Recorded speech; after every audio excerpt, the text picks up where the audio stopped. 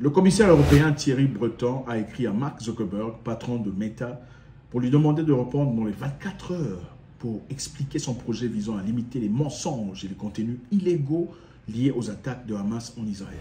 Breton, le responsable du numérique de l'Union européenne, a demandé à Zuckerberg de présenter son plan de se conformer à la loi européenne sur la modération des contenus. Modérer les contenus, pourquoi? La loi sur le service numérique, DSA, après une vague désinformation en ligne et des contenus illégaux suite aux attaques terroristes du Hamas en Israël. Waouh!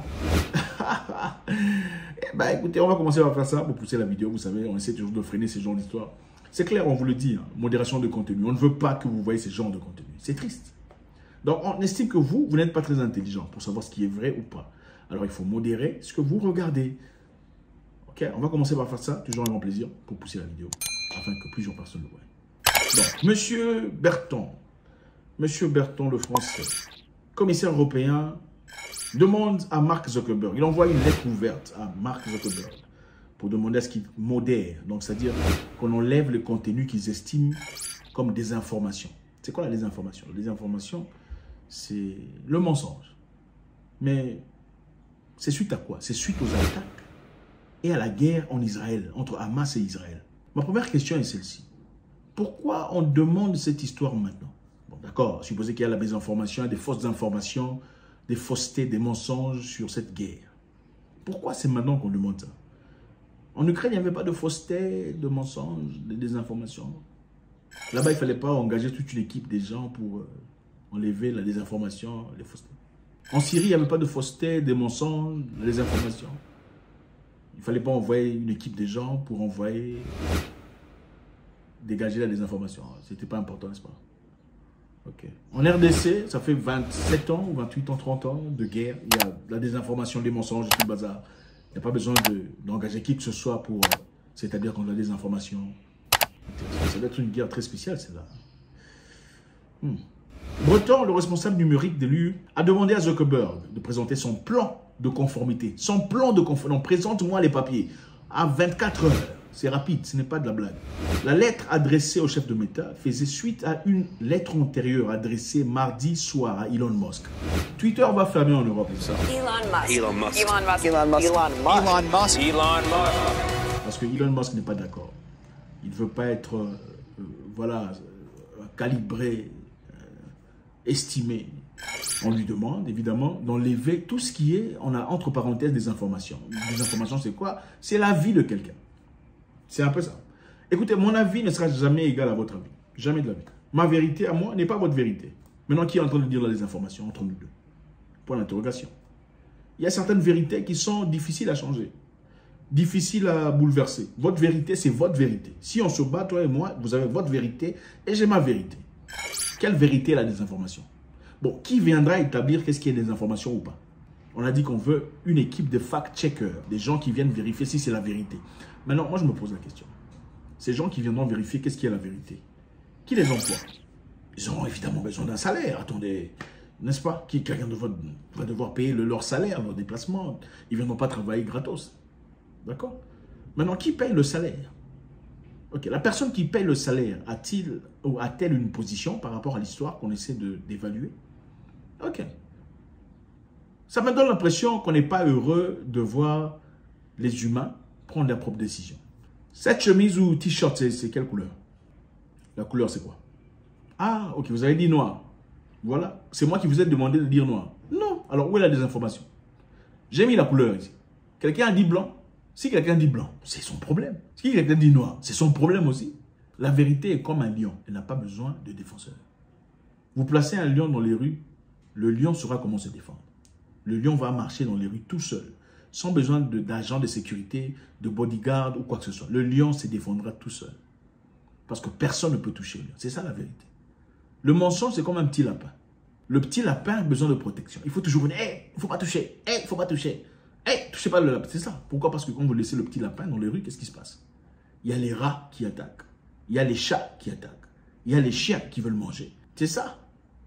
Pourquoi on a besoin de créer toute une équipe de désinformation? On pense que vous n'êtes pas assez intelligent pour tirer vos propres conclusions. Ça me dépasse. Elon Musk, propriétaire de X, était critiqué de laisser la désinformation, les contenus violents et la propagande se déchaîner dans sa plateforme. La dernière série de démêlés entre Musk et les responsables de l'Union européenne sur les politiques de modération en ligne de sa plateforme.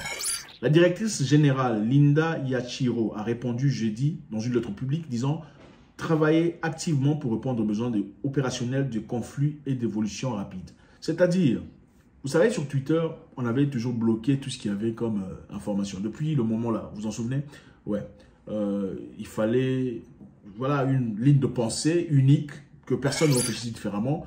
Tout le monde doit réfléchir de la même façon. Si vous pensez différemment, évidemment, on va vous censurer ou on enlève votre histoire. Quand Elon Musk a acheté Twitter, comme X aujourd'hui, son objectif principal était d'accorder une certaine liberté aux gens. Une liberté de penser, accorder à chacun la capacité d'exprimer ses idées sans nécessairement être censuré. Et je pense que c'est un peu ça aussi la société. C'est la raison pour laquelle on a différentes religions, raison pour laquelle on a différentes écoles, raison pour laquelle on a différents partis politiques. C'est ainsi. C'est pour ça, pour que les humains, évidemment, étudient et choisissent leur direction. Je choisis cette religion sur base de mes préférences personnelles. Je choisis ce parti politique sur base de mes préférences personnelles et aussi suite à ce que je comprends comme idée, n'est-ce pas? Bon, imaginez-vous qu'on dise désormais, il n'y aura qu'un seul parti politique parce que les autres, là, c'est la désinformation. C'est ça la société dans laquelle on veut vivre. Maintenant, la grande question qui se pose ici. Pourquoi les Français sont très impliqués dans cette histoire d'Israël et de la Palestine? Moi, je me demande. Thierry Breton, c'est un Français, n'est-ce pas? Pourquoi sont-ils tellement chauds dans cette histoire? Moi, je me demande. Parce qu'il y a quelques jours, la dame, là, comment s'appelle? La sénatrice française a demandé qu'il y ait déchéance du passeport ou de la nationalité du jeune Benzema pour avoir fait une prière pour les Palestiniens. Prière pour les Israéliens aussi qui ont traversé un moment difficile et toutes les familles qui ont perdu leurs enfants. C'est injuste, c'est inacceptable, c'est horrible, c'est barbare ce qui leur est arrivé. Prière pour eux, en tout cas.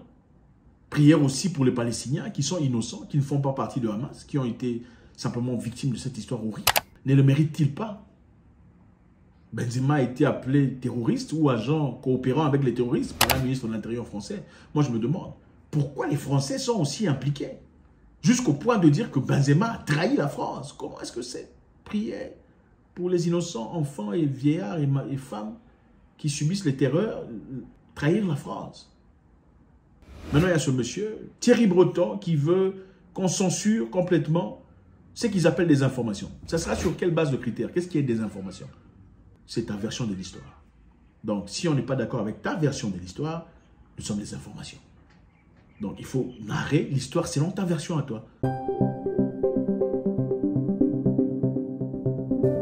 Encore une fois, la question se pose. Pourquoi il n'y a pas eu autant de chaleur en ce qui concerne l'Ukraine? Il n'y a pas eu de bureau de désinformation, bureau pour ajuster l'information de l'histoire.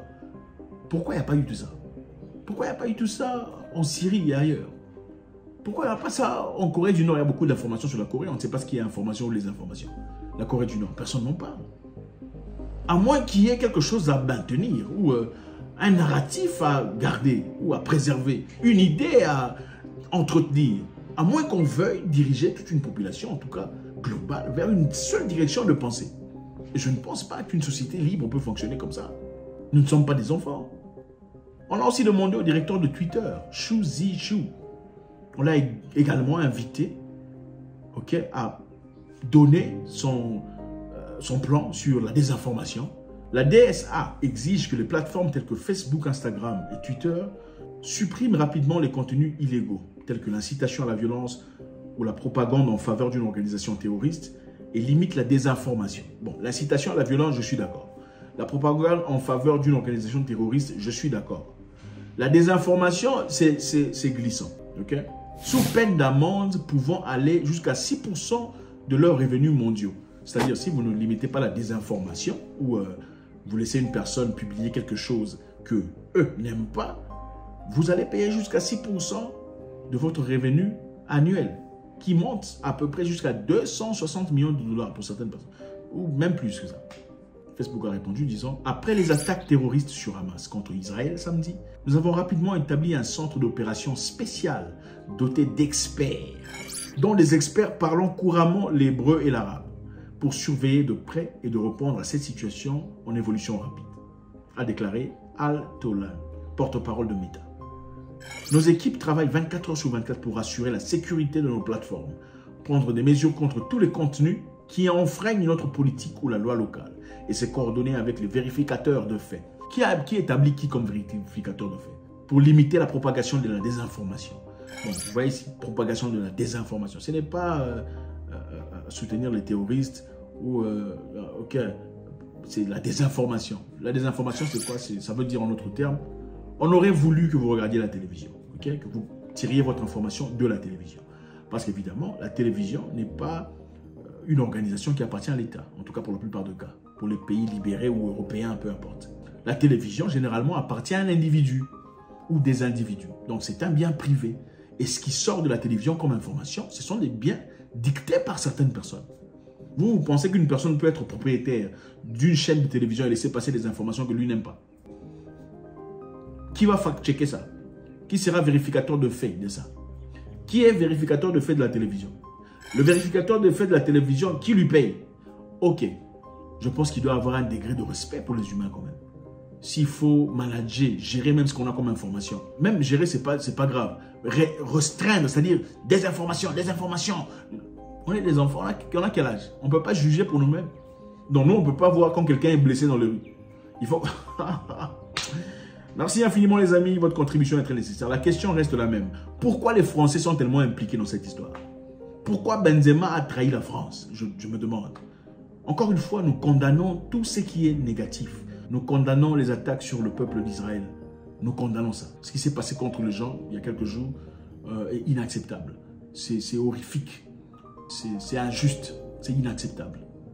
Ainsi, ce qui se passe contre les Palestiniens qui sont innocents est autant inacceptable. God bless.